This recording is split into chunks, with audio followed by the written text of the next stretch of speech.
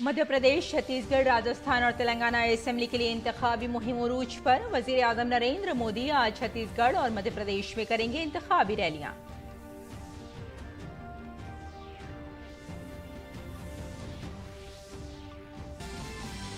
मरकजी वजीर दाखिला अमित शाह का मध्य प्रदेश में आज भरपूर इंतखाबी प्रोग्राम। 6 मकामात पर करेंगे रैलियां और लोगों से बीजेपी को वोट देने की करेंगे अपील। एमपी में 17 नवंबर को एक ही मरहले में होगी पोलिंग।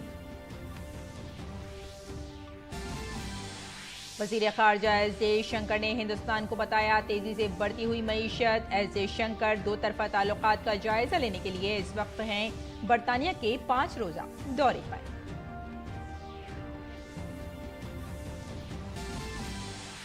उत्तरकाशी में जेर तामीर सुरंग में मलबा गिरने के बाद इमदादी काम जारी। फंसे हुए मजदूरों को पाइप के जरिए पहुंचाई गई खुराक। पीएम मोदी ने वजीर आला से की बात। ताजा तरीन सूरत हाल से मुताल्लिक हासिल की वाकफियत। अमेरिका में फौजी ऑपरेशन के दौरान हेलीकॉप्टर गिरकर तबाह। 5 अमेरिकी फौजी हलाक। सदर जो बाइडेन ने किसी तरह की साजिश की बात से किया इनकार।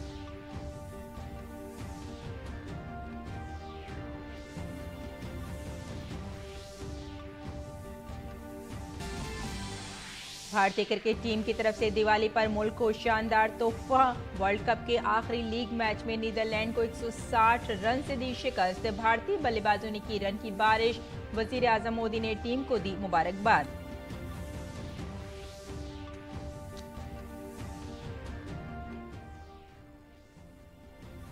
आदाब नाज़रीन, खबरनामे में आपका इस्तकबाल है। मैं हूं आपके साथ रेशमा फारूकी। आइए तफसील से आप खबरों पर नजर डालते हैं। वजीर आजम नरेंद्र मोदी आज मध्य प्रदेश और छत्तीसगढ़ के दौरे पर होंगे। वजीर आजम पहले छत्तीसगढ़ के मुंगेली के जुमकुहू गांव पहुंचेंगे और एक जलसा-ए-आम से खिताब करेंगे। इसके बाद वजीर आजम महासमुंद के बीमचा भाटा ग्राउंड पहुंचेंगे और यहां भी एक बहुत बड़े जलसा-ए-आम से खिताब करेंगे। छत्तीसगढ़ का दौरा मुकम्मल करने के बाद वजीर आजम मध्य प्रदेश के बड़वानी पहुंचेंगे और यहां बिजी एक इंतखाबी रैली से खिताब करेंगे।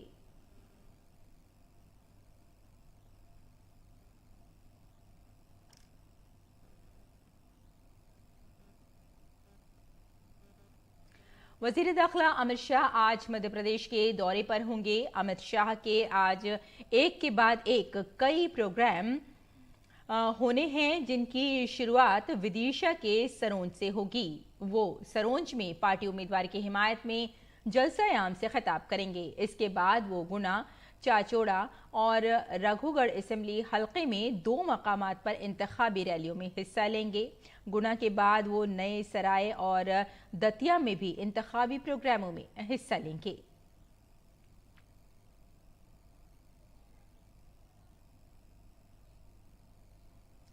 मध्य प्रदेश असेंबली इंतखाबात के लिए कांग्रेस के तजुर्बेकार रहनुमा भी अपनी पूरी ताकत लगा रहे हैं। कांग्रेस लीडर राहुल गांधी आज रियासत में 3 इंतखाबी जलसों से खिताब करेंगे। वो साथ में जवाद और हरदा जिले के टिमरनी में कांग्रेस उम्मीदवारों की हिमायत में रैली से खिताब करेंगे। भोपाल में रोड शो करने के साथ वो एक जलसा-ए-आम से भी खिताब करेंगे। इसके अलावा कांग्रेस के रियासती सदर और साबिक वज़ीर आला कमलनाथ भी कई इंतखाबी जलसे करेंगे। वो पिपरिया, सिवनी, मालवा, श्यामपुर और आलोट में पार्टी के लिए इंतखाबी मुहिम चलाएंगे।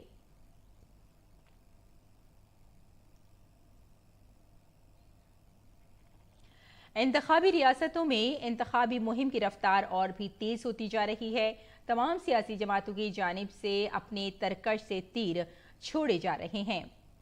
और आपको ये भी बताते चलें कि बड़े बड़े और तजुर्बेकार कायदीन की जानिब से रैलियां और जलसे भी मुनक्किद की जा रहे हैं। आइए देखते हैं इस रिपोर्ट में ये तफसील।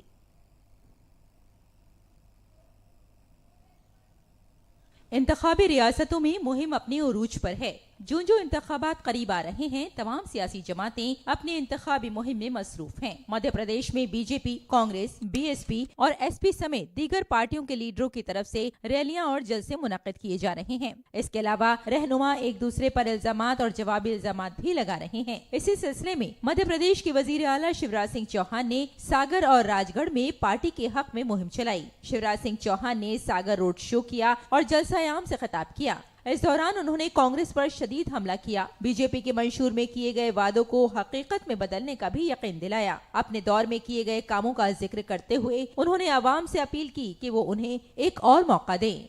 हम पूरे मध्य प्रदेश में हर 25-30 गांव के बीच एक सीएम राइट स्कूल खोलेंगे। लाइब्रेरी, स्मार्ट क्लास, बस मैंने जाएगी, बस फोन जाएगी और शिक्षा फ्री होगी।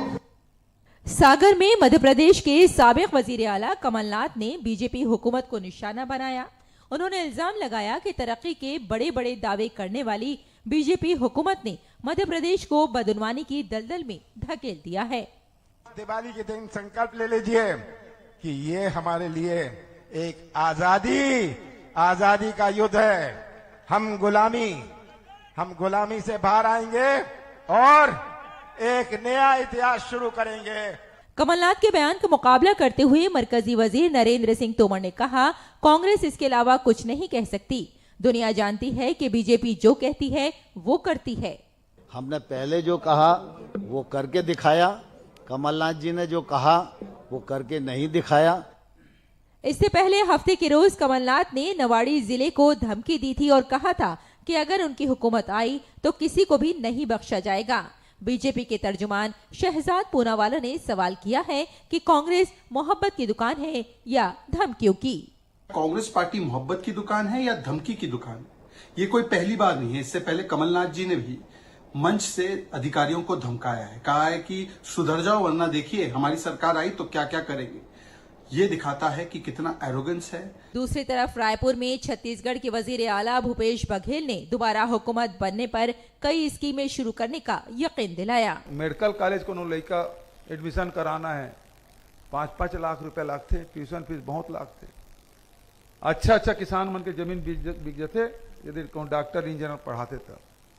अब पूरा ट्यूशन फीस पूरा माफ हो। एक बड़े बात कार की शिक्षा के प्रकाश सब घर में पहुंचना चाहिए, सबके अधिकार है। गरीब के लड़का भी मौका मिलना चाहिए, किसान के लड़का मौका मिलना चाहिए। तमाम सियासी जमातें वोटरों को राग़िब करने की हर मुमकिन कोशिश कर रही हैं। अब देखना ये होगा कि अवाम किसके वादों और इरादों पर भरोसा करते हैं। Bureau report, DD news Urdu खबरें।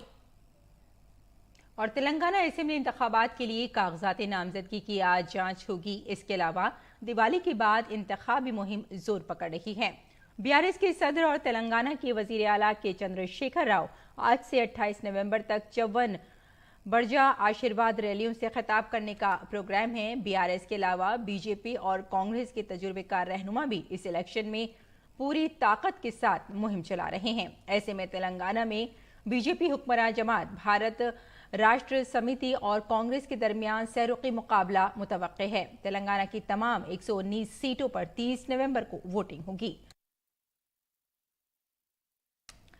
वजीर खारजा डॉक्टर एस जयशंकर ने दिवाली पर बरतानवी वजीर आजम ऋषि सुनक से मुलाकात की। वजीर खारजा ने वजीर आजम मोदी की तरफ से बरतानवी वजीर आजम और उनके अहले खाना को नेक ख्वाहिशात पेश की। वजीर खारजा ने सोशल मीडिया प्लेटफॉर्म एक्स पर लिखा कि भारत और बरतानिया ताल्लुकात को नई ताकत दे रहे हैं।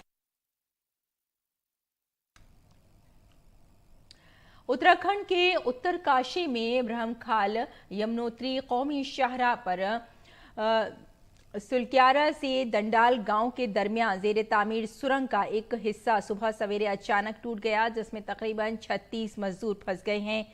नेशनल डिजास्टर रिस्पांस फोर्स और स्टेट डिजास्टर रिस्पांस फोर्स के अहलकार टनल को खोलने में मसरूफ हैं। वजीर आजम नरेंद्र मोदी ने उत्तराखंड के उत्तरकाशी में पेश आने वाले हादसे पर उत्तराखंड के वजीर आला पुष्कर सिंह धामी से फोन पर बात की। पुष्कर सिंह धामी ने सोशल मीडिया प्लेटफॉर्म पर लिखा कि लेपचा हिमाचल प्रदेश से लौटते ही इज्जतमाब वजीर आजम नरेंद्र मोदी ने फोन पर उत्तरकाशी के सलक्यारा के पास ज़ेरे तामीरी टनल में मलबा आ जाने की वजह से टनल में फंसे मजदूरों की सूरत हाल, राहत और बचाव के काम से मुताल्लिक़ तफसीली मालूमात हासिल की। पुष्कर सिंह धामी ने यह भी कहा कि इज़्ज़तमाब वज़ीर आज़म ने इस हादसे से निमटने के लिए हर मुमकिन मदद की यकीन दहानी कराई है। मरकजी हुकूमत के जरिए मरकजी एजेंसियों को राहत और बचाव के कामों में ताउन करने की हिदायत दी गई हैं। उत्तरकाशी में ज़ेरे तामीर सुरंग हादसे के मुकाम पर राहत और बचाव का काम तेजी से जारी है। जाए हादसे पर मौजूद सीओ प्रशांत कुमार ने सुरंग से बाहर आने के बाद जानकारी देते हुए कहा कि सुरंग में फंसे लोगों से मुसलसल राब्ता किया जा रहा है और तमाम लोग महफूज हैं। जो रेस्क्यू का ऑपरेशन है वो चल रहा है, गतिमान है। वहाँ पर अभी बड़ी मशीन प्लेस हुई है जो कि उसको मलबा ऊपर से डेब्री गिर रहा था उसे कंसोलिडेट करने का काम कर रही है। एक बार जैसे ही वो थोड़ा स्टेबल होता है तो अंदर जाने का रास्ता और गहरा किया जाएगा। हमने पता किया है, स्टाफ ने ये बताया कि अंदर पानी और ऑक्सीजन की सप्लाई तो लगातार बनी हुई है। 3 दिन की राहत के बाद दिवाली की रात दिल्ली एनसीआर में फिजाई आलूदगी फिर बढ़ गई है। अगरचे जुमेरात को दिल्ली एनसीआर में बारिश के बाद फिजाई आलूदगी की सतह में मामूली बेहतरी आई थी, लेकिन दिवाली के बाद हवा का मेयार खराब जुमरे में आ गया, जबकि एनसीआर के बड़े शहरों में हवा का मेयार औसत जुमरे में रहा।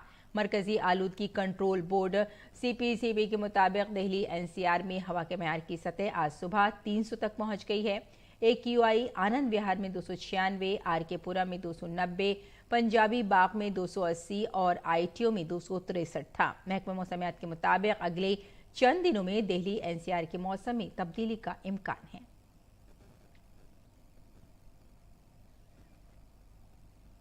अक्टूबर के महीने में खुर्दा महंगाई के आदद-ओ-शुमार आज जारी किए जाएंगे। रॉयटर्स के एक सर्वे के मुताबिक अक्टूबर में भारत की खुर्दा अफराती ज़र की शरह 4 माह की कम तरीन सतह 4.8% पर आ सकती है।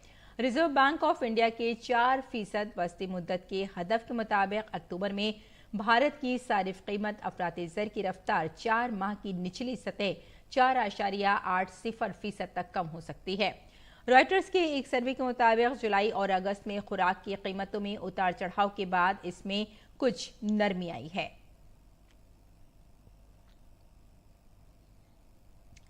भारत एशिया और बहरुल काहिल के लिए WOAH इलाकाई कमीशन के 33वें कॉन्फ्रेंस की मेजबानी करने के लिए तैयार है, जो आज से शुरू होकर 16 नवंबर तक नई दिल्ली में मुनक्किद होगी।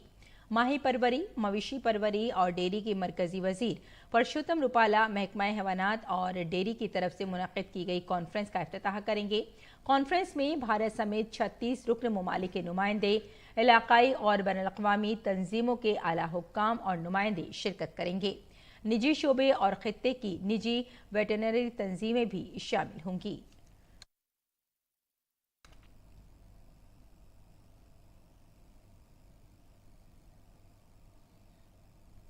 कन्फेडरेशन ऑफ इंडियन इंडस्ट्री ने तेजी से तरक्की करने वाली पोल्ट्री इंडस्ट्री के लिए विजन दस्तावेज 2047 की नकाब कुशाई की। बेहतर जीनियात और बीमारियों से मज़ाहमत के लिए नस्लों और परिंदों में बीमारियों की निगरानी में इजाफे की भी सिफारिश की गई है। रिपोर्ट में कहा गया है कि हिंदुस्तान की $30 बिलियन की पोल्ट्री इंडस्ट्री को GM मकई की दरामद की इजाज़त देने और सोयाबीन समेत अहम फीड की पैदावार को बढ़ाने के लिए पॉलिसी सपोर्ट की जरूरत है। वजीर आज़म नरेंद्र मोदी की वोकल फॉर लोकल की अपील के बाद इस पहल को मुल्क भर के शहरियों की तरफ से बड़े पैमाने पर हिमायत मिल रही है। कई मारूफ शख्सियात भी इस मुहिम की सताइश कर रही हैं और इसे आगे बढ़ाने पर जोर दे रही हैं। देखिए ये खुसूसी रिपोर्ट।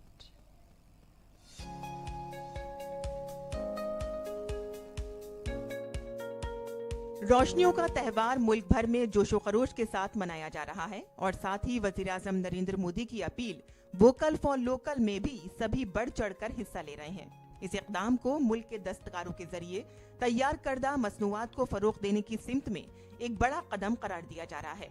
लोग इस मुहिम में शामिल हो रहे हैं और अपने आसपास के कारीगरों से मसनूआत खरीद रहे हैं। कई मारूफ शख्सियात भी इस मुहिम को सराह रही हैं और इसे आगे बढ़ाने पर जोर दे रही हैं। फिल्म और फैशन की दुनिया से वाबस्ता लोग भी पीएम के इस इक़दाम की तारीफ कर रहे हैं। फिल्म अदाकार अनुपम खेर ने सोशल मीडिया प्लेटफॉर्म एक्स पर श्री नाकोडा करण डीफ स्कूल के बच्चों की दिल को छू लेने वाली वीडियो शेयर की। इसमें इन तलबा को वोकल फॉर लोकल इक़दाम में हिस्सा लेते हुए देखा जा सकता है।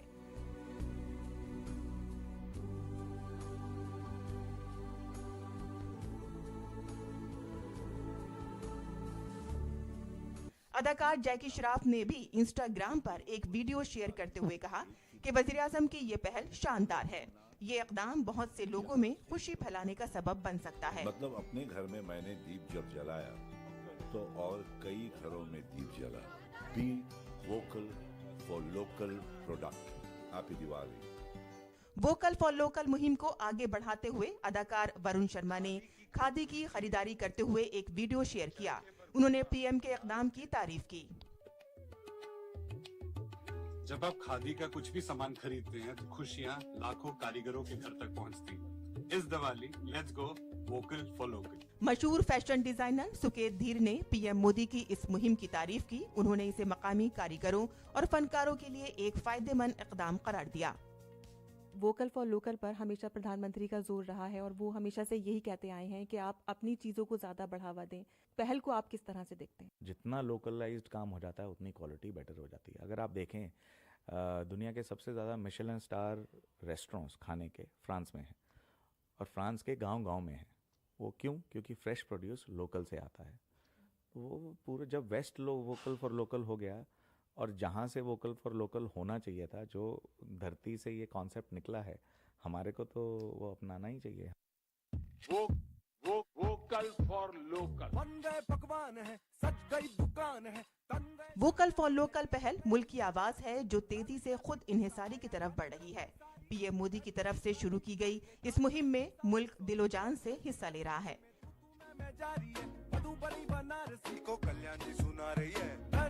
मालाबार अम्रपाली कैरेट खरा खरा 24 कैरेट कंगन झुमके चेन। देखो टाइटन की रेंज, थोड़ा लेंस काट का frame. Bureau report, DD news Urdu खबर। इस बार हम दिवाली मनाते हैं, इंडिया को इंडिया के पास लेके आते हैं। अब की दिवाली बड़े दिल से मनाते हैं, इंडिया को इंडिया का तोहफा देके आते हैं। Vocal for local. और गैर मुल्की खबरों में इजरायली डिफेंस फोर्सेस ने कहा कि इसके जंगी तैयारों ने शुमाली इसराइल में अस्करियत पसंद ग्रुप के अलग अलग रॉकेट हमलों में 7 इसराइली फौजी और 10 दीगर जख्मी हो गए हैं। इस हमले की जिम्मेदारी हिजबुल्लाह ने कबूल कर ली है। दूसरी जानिब जंगज़दा गजा में सेहत की देखभाल का बहरान गहरा होता जा रहा है। महकमा सेहत के हुक्काम ने बताया कि अल-शिफा में सूरत हाल तशवीशनाक हो चुकी है। फ़लस्तीन की बिलाल अहमद सोसाइटी ने कहा कि खित्ते का दूसरा सबसे बड़ा अस्पताल भी अब सेहत की देखभाल फराहम नहीं कर पा रहा है। गजा की वजारत सेहत के मुताबिक शिफा अस्पताल में इस वक्त तकरीबन 10,000 बेघर अफराद और 1500 मरीज फंसे हुए हैं। गजा में लड़ाई में शिद्दत आने पर गैर मुल्कियों ने गजा छोड़ने के लिए रफा बॉर्डर का रुख किया है। मिस्री सिक्योरिटी ज़राए ने बताया कि रफा बॉर्डर क्रॉसिंग के दोबारा खुलने के बाद गैर मुल्कियों और जख्मी फ़लस्तीनियों का पहला ग्रुप इतवार को गजा से मिस्र पहुंचा। तकरीबन एक माह कबल इसराइल में हमास की कार्रवाई में तकरीबन 1200 अफराद का कत्ल और 200 से ज़ायद अफराद को यरगमाल बनाए जाने के बाद इसराइल ने हमास के खिलाफ जंग का ऐलान किया था। फ़लस्तीनी हुक्काम ने बताया कि उस वक्त से अब तक गजा के 11,078 बाशिंदे फ़िज़ाई और तोप के हमलों में मारे जा चुके हैं, जिनमें से तकरीबन 40% बच्चे शामिल हैं। और अमरीकी फौजी दस्तों ने इसराइल और हमास तनाज़े के दौरान शाम में ईरान और उसके इत्तेहादी ग्रुपों के खिलाफ अमरीकी अफवाज के खिलाफ हमलों के जवाब में 2 फ़िज़ाई हमले किए हैं। अमरीकी वज़ीर दिफा लॉयड ऑस्टिन ने कहा कि सदर के लिए अमरीकी अहलकारों की हिफाजत सबसे अहम है और अवलीन तरजीह है। उन्होंने ये भी कहा कि कार्रवाई वाज़ेह करती है कि अमरीका हर कीमत पर अपने अहलकारों और अपने मफादात का तहफ़्फ़ुज़ करेगा। अमरीका में तरबियती ऑपरेशन के दौरान बहराए रोम में हेलीकॉप्टर गिरकर तबाह होने से 5 अमरीकी फौजी हलाक हो गए हैं। अमरीकी फौज की यूरोपीय कमान ने कहा कि हादसा मामूल की फ़िज़ाई ईंधन भरने की तरबियती मशक़ के दौरान पेश आया। हेलीकॉप्टर में सवार 5 फौजी हलाक हो गए।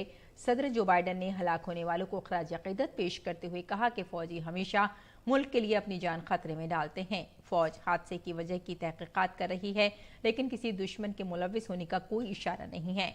यूरोपीय कमांड ने जोर देकर कहा है कि इस हादसे का गजा में इसराइल की जंग या इसराइल लेबनान सरहद पर तनाज़े से कोई ताल्लुक नहीं है। आइसलैंड के हुक्काम आने वाले दिनों में ज़लज़लों के एक सिलसिले के बाद जजीरे के जनूब मगरिब में आतिशफिशां फटने के बाद के हालात की तैयारी कर रहे हैं। मैग्मा के ज़ेरे ज़मीन तेज़ी से फैलने के शवाहिद मिले हैं। आइसलैंड के महकमा मौसमियात के दफ्तर ने कहा कि ज़ेरे ज़मीन मैग्मा की हरकत, मकदार और उसकी रफ्तार की वजह से हुई। जजीरा नुमा रिजियंस पर या उससे बाहर आतिशफिशा के फटने का काफ़ी खतरा था। और चिली के छाती के कैंसर से बच जाने वाले अफराद ने बहाली और मुआशरती ताल्लुकात को फ़रोग़ देने के लिए रिवायती चीनी ड्रैगन बोट रेस में हिस्सा लिया। चिली के पहले ड्रैगन रेस फेस्टिवल में 130 से ज़ायद ख़वातीन 12 टीमों में शामिल हुई। मुल्क में इस तरह की पहली रेस का इनेकाद चिली की तंजीम फोर्टालेसिनोस ने चीनी सिफारत खाने के ताउन से किया था। और खेल की खबरों में आईसीसी वर्ल्ड कप क्रिकेट के सेमीफाइनल मुकाबले का फैसला हो गया है। पहला सेमीफाइनल मुकाबला भारत और न्यूजीलैंड के दरमियान बुध के रोज मुंबई के वानखेड़े स्टेडियम में खेला जाएगा, जबकि दूसरा सेमीफाइनल जुमेरात को कोलकाता के ईडन गार्डन में ऑस्ट्रेलिया और जनूबी अफ्रीका के दरमियान खेला जाएगा। हिंदुस्तानी क्रिकेट टीम ने दिवाली पर मुल्क को शानदार तोहफा दिया। टीम ने वर्ल्ड कप के अपने आखिरी लीग मैच में शानदार फतेह दर्ज की। हिंदुस्तानी मुहिम ने कल रात नीदरलैंड को 160 रन से शिकस्त दे दी। बेंगलुरु के चिन्नास्वामी स्टेडियम में भारत ने टॉस जीतकर पहले बैटिंग का फैसला किया। हिंदुस्तानी बल्लेबाजों ने शानदार खेल का मुजाहरा किया और मुकर्ररा 50 ओवर में 4 विकेट पर 410 रन बनाए। जवाब में हॉलैंड की टीम 47.4 ओवर में 250 रन पर ऑल आउट हो गई। इस वर्ल्ड कप में हिंदुस्तान की ये मुसलसल 9वीं जीत है।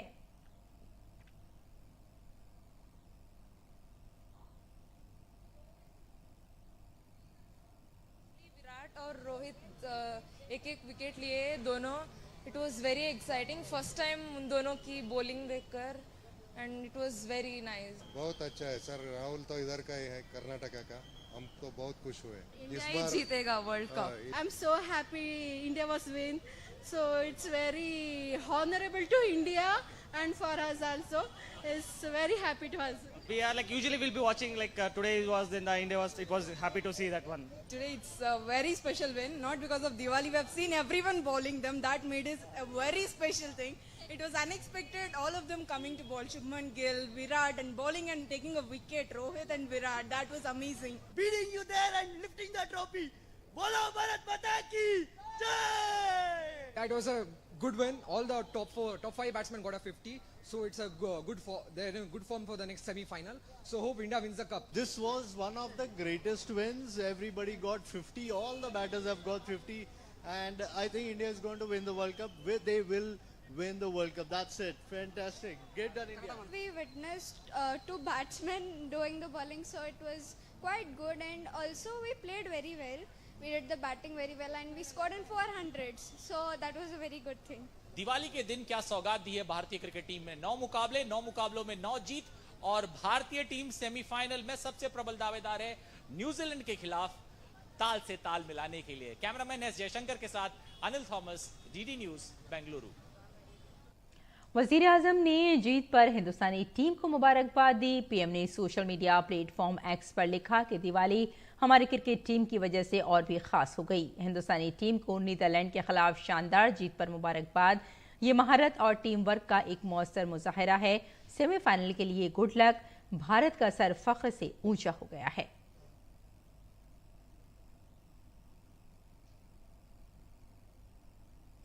और आइए अब नजर डालते हैं मौसम के मिजाज पर।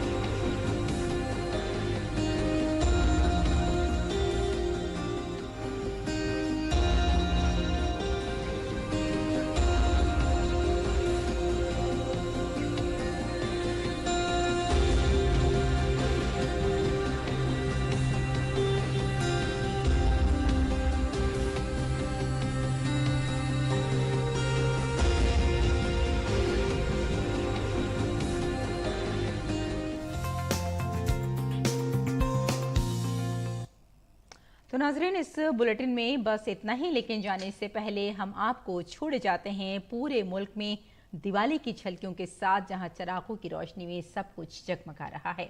आप इन खूबसूरत मनाजिर का लुत्फ उठाएं और हमें यही इजाजत दें। आदाब।